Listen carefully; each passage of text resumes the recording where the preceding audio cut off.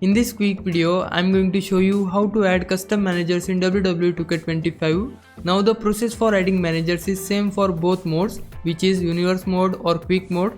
So I'm just showing you an quick mode process. So firstly I need to start a match here. So I'm just starting a normal one-on-one match here. Now you can choose your arena from here. Now when you select your superstar, so let me just select Roman Reigns from here, and then we need to go to the add managers option from here. Once you select it, then as you can see the default manager is Paul Heyman for Roman Reigns, and you can change it from here. If you want to add a downloaded manager here, then you can just filter it by these keys, and then we can see the downloaded superstars here. You can select the downloaded superstar from here.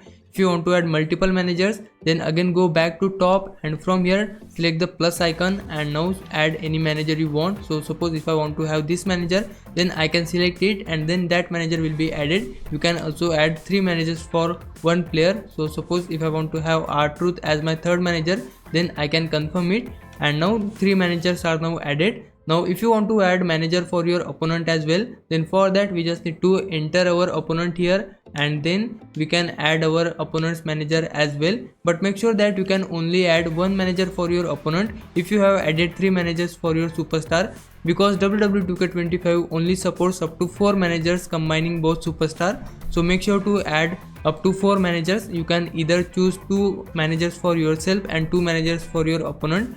So in that case you can add 4 managers. So this was the process. Now if I was a big help, can you like this video and subscribe my channel. For now, thanks for watching. Bye bye.